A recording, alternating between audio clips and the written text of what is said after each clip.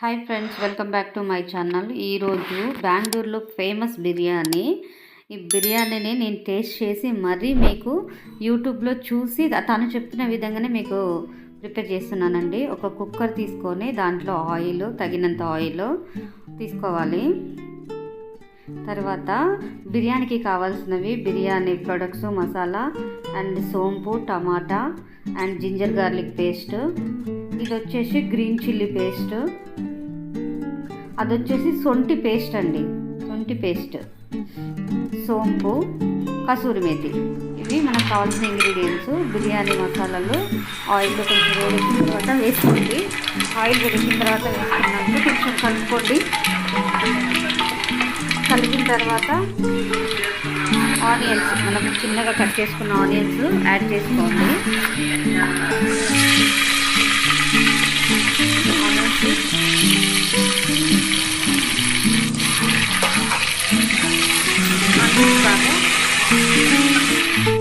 కలుపుకోండి.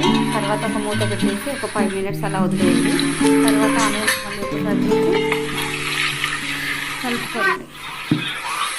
Onions brown colour వచ్చిన తర్వాత కసూరి మేతి కొంచెం, తర్వాత జింజర్ గార్లిక్ పేస్ట్ 1 spoon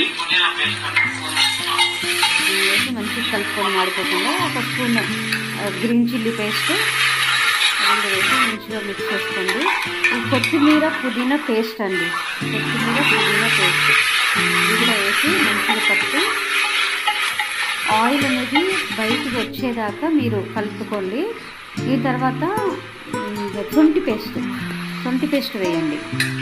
శొంఠిని నానబెట్టి పేస్ట్ చేసి వేసాను.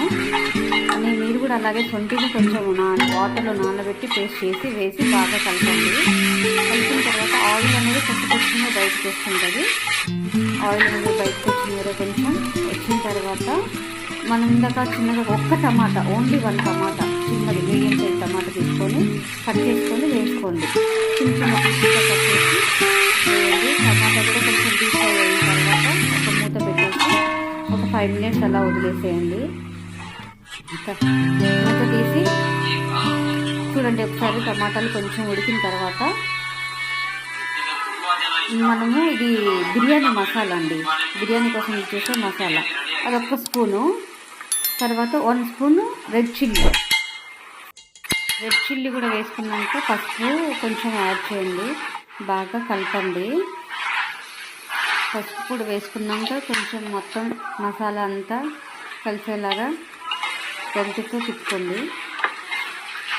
తర్వాత బాగా కడిగి పెట్టుకున్న మటన్ని తీసుకొని మటన్ మొత్తాన్ని కుక్కర్లో వేసుకోండి. వేసిన తర్వాత మొత్తం మసాలా అనేది మటన్కి పట్టేదాకా మళ్ళీ గరిటెతోటి మ్యారినేట్ చేయండి. మొత్తం మసాలా అంతా పట్టేదాకా తిప్పండి.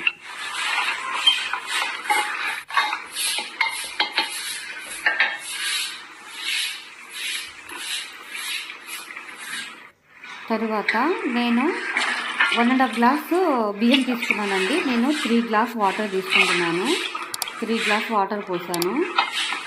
1.5 glass రైస్కి నేను 3 glass వాటర్ పోసుకున్నాను. పోసుకున్న తర్వాత మంచిగా కలపండి. ఇప్పుడు సాల్ట్ యాడ్ చేసుకోండి. టేస్ట్కి తగ్గట్టు మనం చూసుకొని ఈ వాటర్ పోసుకున్న తర్వాత మనం సాల్ట్ అనేది యాడ్ చేసుకోవాలి. నేనైతే 1 spoon యాడ్ చేశానండి. నాకైతే సరిపోయింది. నేను టేస్ట్ చూసుకున్నాను, నాకైతే పర్ఫెక్ట్గా సరిపోయింది. సాల్ట్ అనేది సాల్ట్ సరిపోయిందా లేదా అని చెక్ చేసుకొని, ఎందుకంటే పీసెస్ పట్టాలి, రైస్కి పట్టాలి కాబట్టి తగినంత టేస్ట్కి తగినంత సాల్ట్ వేసుకొని మూత పెట్టేసుకోండి. మూత పెట్టుకున్న తర్వాత 3 whistles,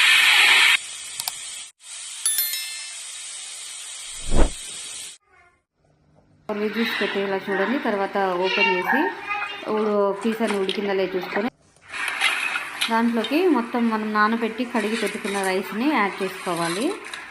మొత్తం రైస్ యాడ్ చేసుకొని మంచిగా గరిటెతోటి కలుపుకొని